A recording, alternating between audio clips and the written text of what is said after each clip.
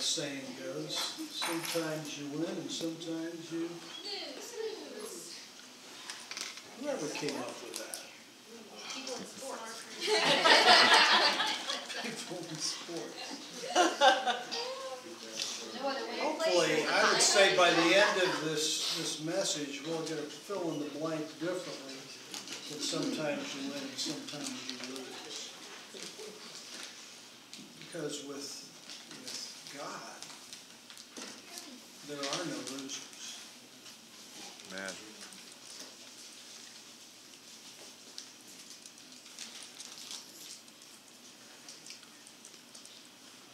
I like this quote by Hugh Prather. He says, I sometimes react to making a mistake as if I had betrayed myself. My fear of making a mistake seems to be based on the hidden assumption that I am potentially perfect. That if I can just be very careful, I will not fall from heaven. But a mistake is a declaration of the way I am, a jolt to the way I intend, a reminder that I am not dealing with facts. When I have listened to my mistakes, I have grown. As if any of us are perfect. As if any of us are supposed to be perfect.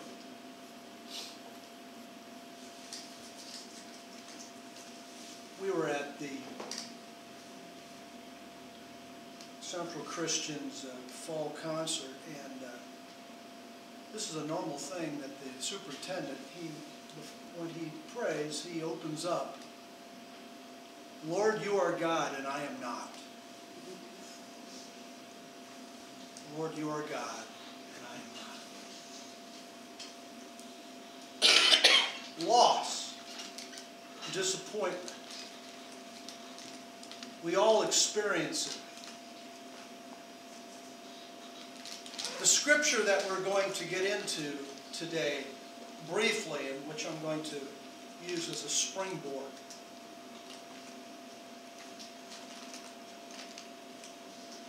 it's about Peter. And Jesus was trying to prepare him for the upcoming mistake that was going to be made.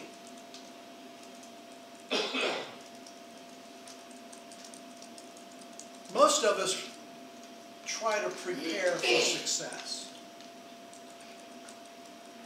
That's why we have some young men in our home going to school. They're trying to prepare for success. But how many of us know that poverty is more prevalent than wealth? That disappointment, let's just talk about the presidential race. How many people are in this presidential race? How many? Close to 2,000? 2 dozen. Only one's going to win. Everyone else will lose.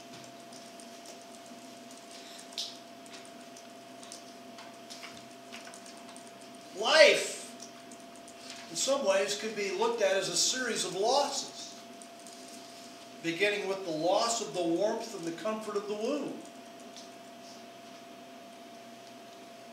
And in childhood, we lose the luxury of total dependence on our mothers, and we lose our favorite toys, and we lose the freedom to do whatever we want to do. We lose days of dedicated play and exploration. Then eventually we separate from the protection of our families as we leave the nest and take on adult responsibilities over the course of our adult lives. We lose jobs and positions. Our self-esteem may take a beating. We lose money. We lose opportunities. We lose friends. We lose family. And I don't even want to talk about some of the physical losses we may experience with advancing age. We lose all these things and more until finally we face the final loss of life itself. It can't be denied that our lives are filled with loss. Some losses are great, some are small, and the losses we face affect our mental health, our physical health, our spiritual health, and some people handle it well, and other people don't handle it very well. Loss. It's a part of life. But yet, how many of us like to talk about our losses? How many of us prepare for loss? How about that? We prepare for success, but we don't prepare for loss. We don't prepare for mistakes. It was that thought that spurred me into this message. Preparing. What if we would be prepared for a stumble?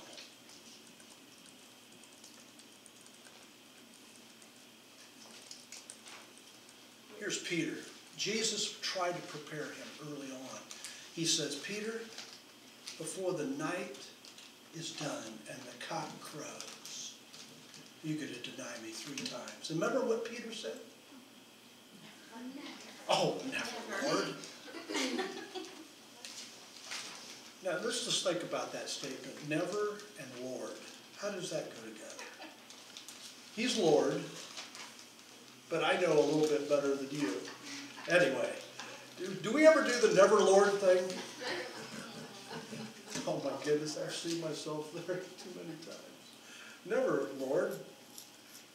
Am I Lord or are you Lord? Okay. Never Lord, I will never deny you. Even if all would fall away, I'll be with you. Jesus was trying to prepare Peter for his mistakes. He didn't get to say, you try real hard and it's not going to happen. He never said that. He says, it's going to happen. And when you get strength, and when you turn back to me, strengthen the brothers. He let him know exactly what was going to happen. Jesus was not surprised by Peter's faith. God's not surprised where we're at in life. He's not shocked by our humanity. Here it is. Jesus just got done talking with his disciples. He had the Last Supper, and they were out praying. Well, they were supposed to be praying. They were sleeping. The church is sleeping sometimes. But while Jesus was still speaking, a crowd came up, and the man who was called Judas, one of the 12, was leading them. He approached Jesus to kiss him. But Jesus asked him, Judas, are you betraying the Son of Man with a kiss? When Jesus' followers saw what was going to happen, they said, Lord, should we strike with our swords? And one of them struck the servant of the high priest. In another of the Gospels, this was Peter who did this. He cut off his right ear, but Jesus answered, no more of this, and he touched the man's ear and healed him. Isn't that amazing? Here I'd like to do an interview with that guy afterward, you know. Tell me about this capture of Jesus, and what happened to your ear, and what Jesus did with your ear, and who do you think he really is? I mean, he probably got messed up.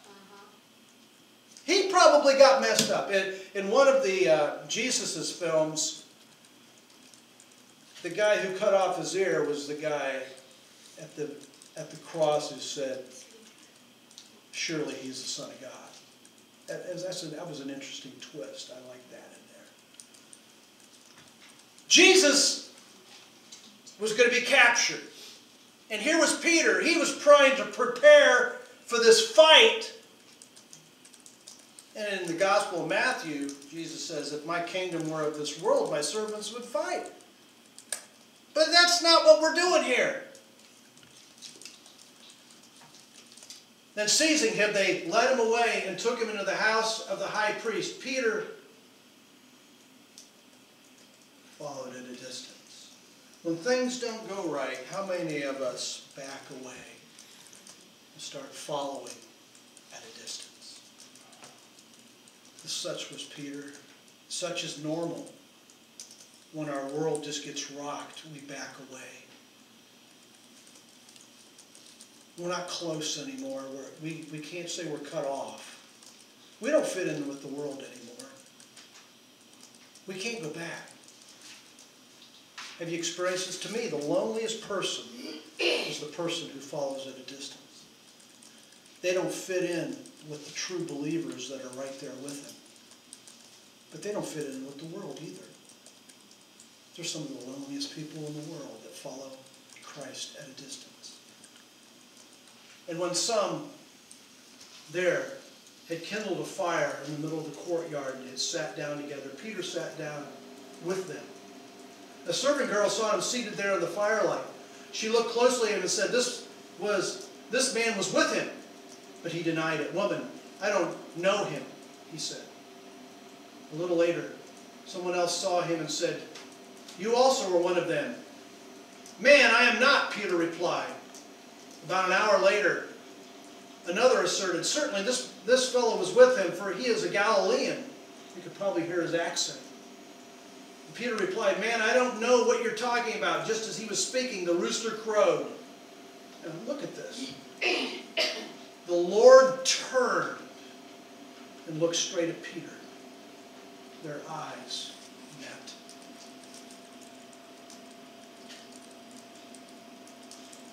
And Peter remembered the word the Lord had spoken to him. Before the rooster crows today, you will disown me 3 times. And he went outside and wept bitterly. Failure is far more common than success. Poverty is more prevalent than wealth. Disappointment more normal than arrival. We need to expect mistakes, failures, and losses in life, since each of us will face many of them. We want success, but we should instead train for losses. That was the little bit that kind of jolted me. Train for losses.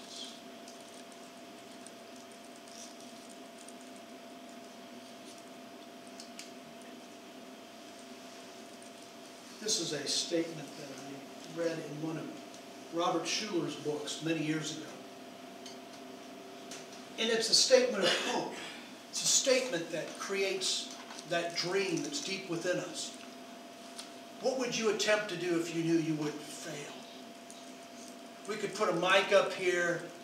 There could be great things that would come out of this room right here. Awesome. Awesome dreams that would help this world. What would you attempt to do if you knew you wouldn't fail or could not fail? If we take failure out of the composition. But what's the problem with that?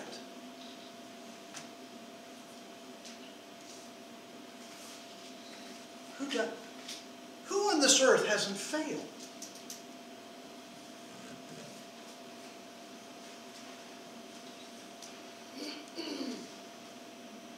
Just because you fail, it doesn't mean you're a failure. What goes through our head is that when we fail, we feel like we're a failure. When we make mistakes, we feel like we're a mistake. When we just screwed up, we feel like we're a screw-up. That's not true, friend. That's the devil taking that thing. You know, it's amazing. The sun is shining right now, but it's cool outside. I think we know this. But the same sun,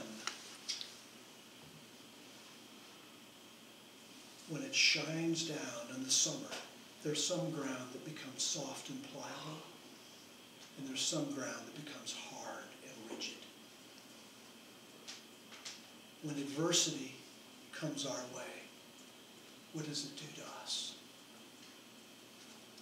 How do we handle it? It's not so much what comes our way as is the big thing, is how we deal with it, or don't deal with it, or don't face it, or face it. That's the big deal. It's not what happens to us that counts, it's what happens in us that counts. How do we deal with it? Talk about loss. What did Jesus lose? His disciples went away from him. He got beat. He got killed. And he was righteous. He's the only one that could have said, I was right and y'all wrong. None. I don't know anybody that could say, I'm all right and you're all wrong. We've got mixtures. Some years ago, I was just a young pastor. Back then I knew I didn't know what I was doing. Now I absolutely know I don't know what I'm doing. There was this couple that they were in the church, and he was Hispanic, and they married this local girl there. They had 2 children. I don't know how old, 2 or 4 or something. And she came up to me and said, we're fighting on this and that and the other thing, and she put it all on him. When I was, like I said, I was a young pastor, and I thought, man, he's got problems. So I said, I want to speak with both of you. After I started speaking both with them, I figured they both had problems. That was lesson number 1 that I learned there. As Benita says, there's 2 sides to every pancake. There's 2 sides to every story. Everybody's got a different story, don't they?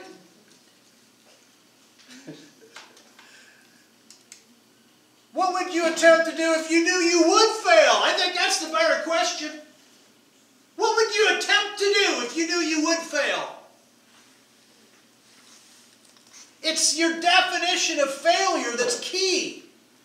What is failure? Did Jesus fail?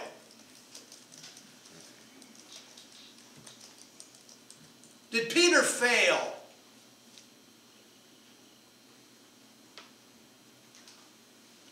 I can tell you what a winner is. Some years ago I heard this one, and I believe it. A winner is someone who gets up one more time than he gets knocked down. You just get up again.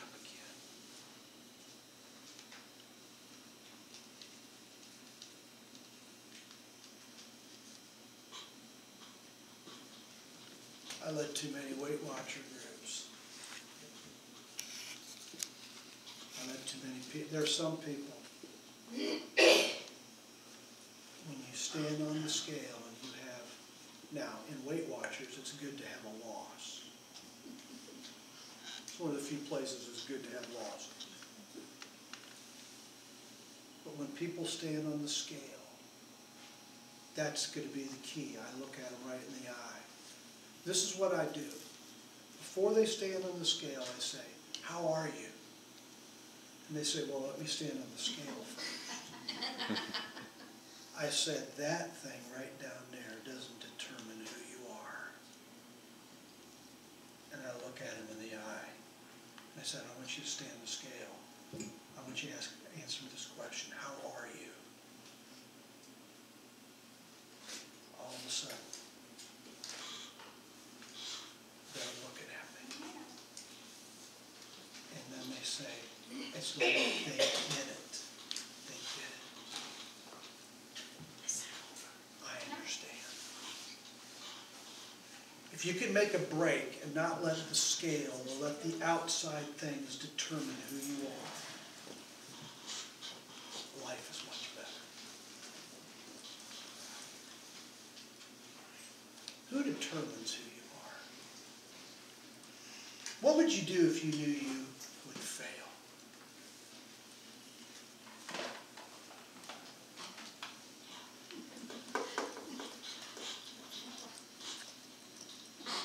many here have the perfect marriage, or the perfect kids, or the perfect job, or the perfect parents, or the perfect professors, or the perfect landlord, or the perfect, we can go on and on, the perfect stove. I mean, anything. I mean, what would you do? I mean, there's nothing, what would you attempt to do if you knew you would fail?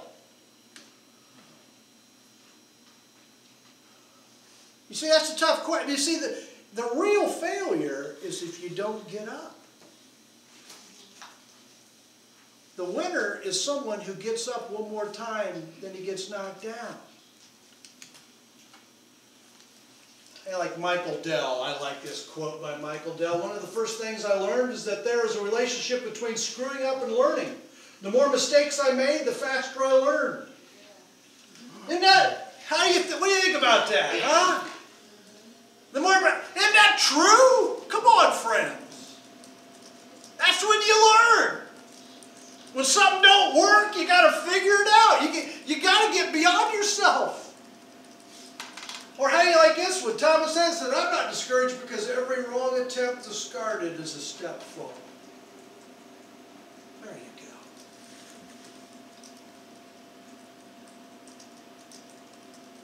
go. Yeah? Michael Jordan, he says, I've missed more than 9,000 shots in my career. I've lost almost 300 games. 26 times I've been trusted to take the game-winning shot and missed. I've failed over and over and over again in my life, and that is why I succeed.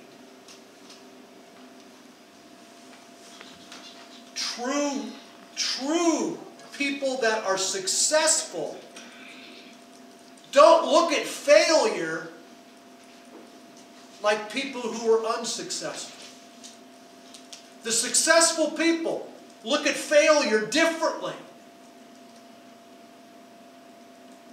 They look at failure not as an obstacle, but as an opportunity. An opportunity to learn.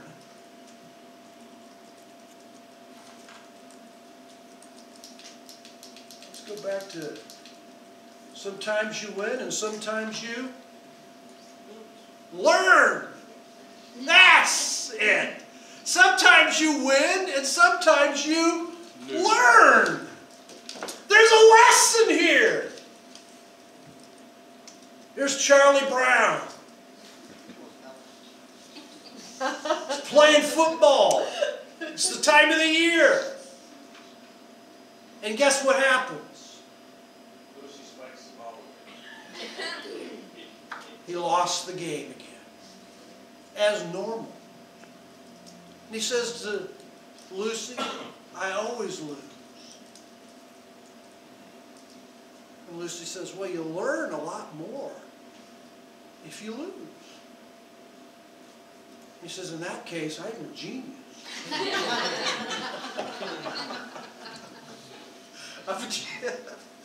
Oh my goodness.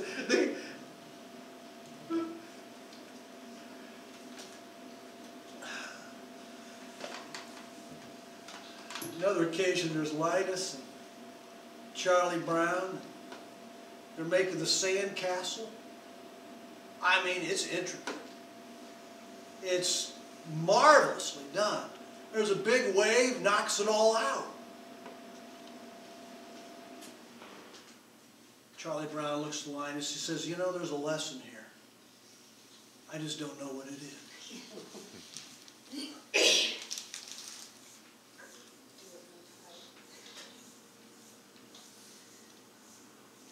If you learn nothing from your losses or mistakes, it's truly a loss.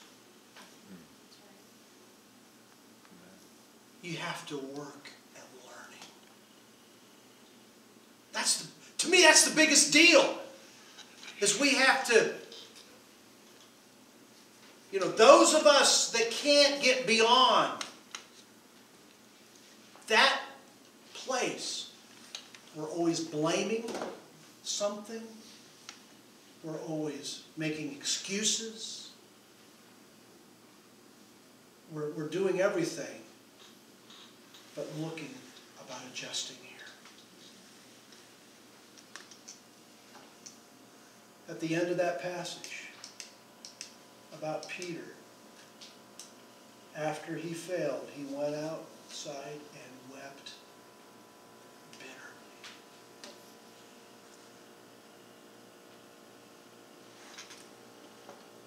One thing happens after a loss, tremendous losses, and we all experience them. Many of us become emotionally stuck.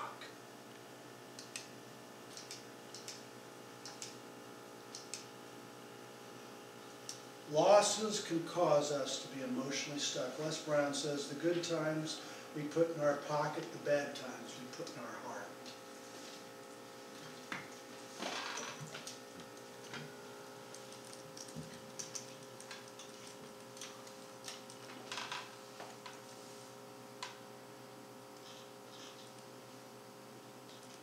What do you do when you're emotionally stuck?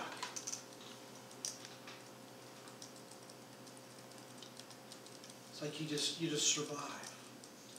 How do you get beyond that?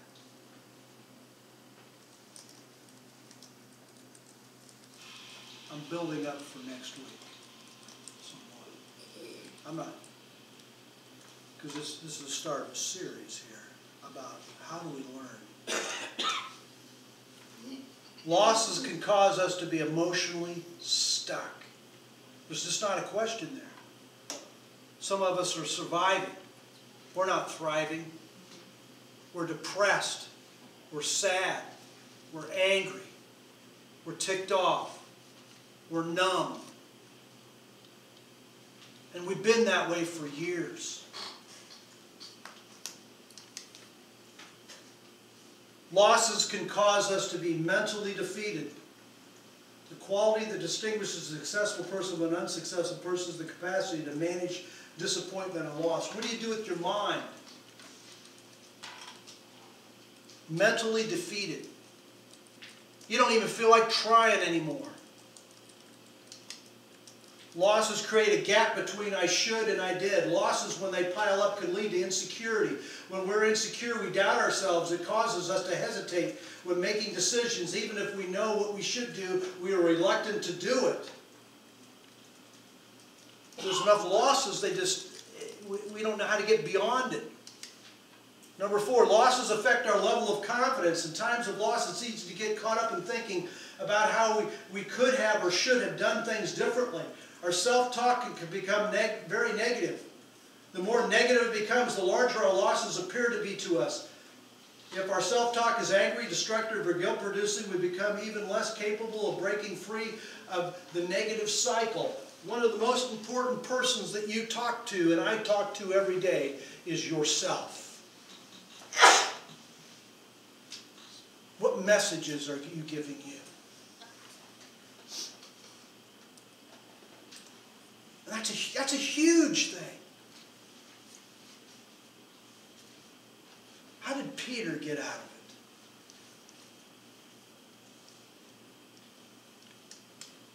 it? Number 5, losses never leave us the same. The number or severity of our losses isn't important as how we experience and process our losses.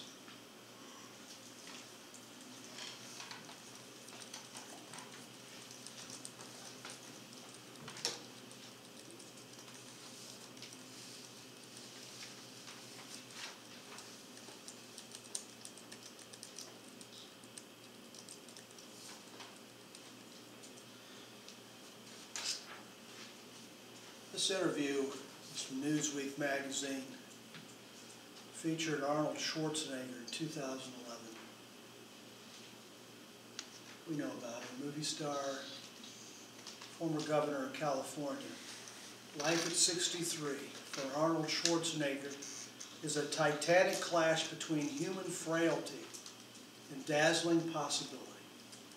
He says, I feel terrific about where I'm at in my life, but I look back at what I've accomplished. He says, but I feel horrible when I look at myself in the mirror.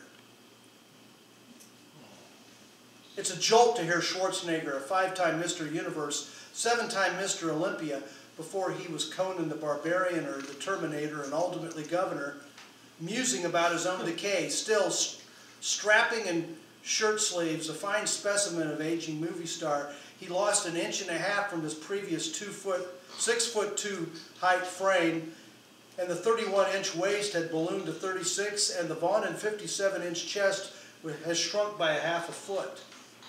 He says, I'm not competing. I'm not ripping off my shirt and trying to sell my body. He says, but when I stand in front of the mirror and really look, I wonder, what the heck happened here? What a beating.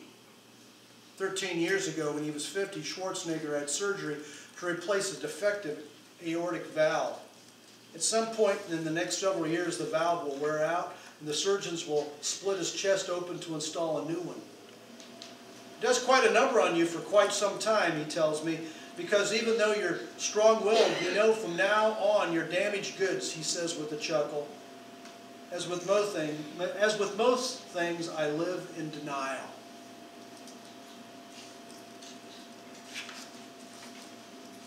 And then 3 weeks after the publication of this interview, Schwarzenegger admitted that his 25-year marriage was breaking up due to his extramarital affair.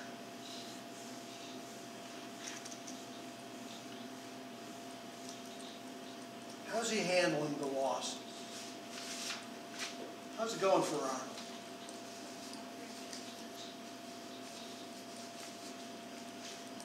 How many of us like to dip in that great river?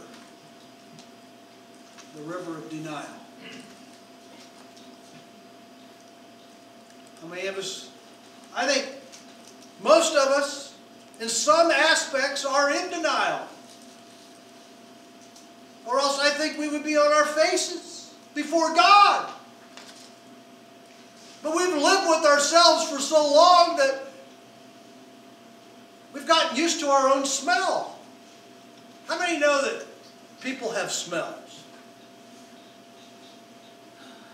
Just live with people, right? You go into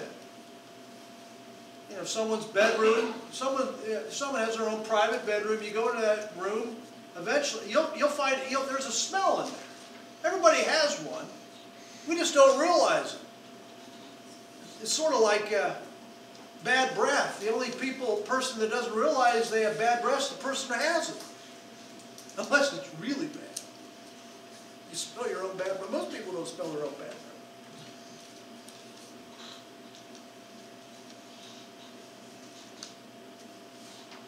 Or how about this? An interview from the New York Times magazine ran the following story about comedian Steve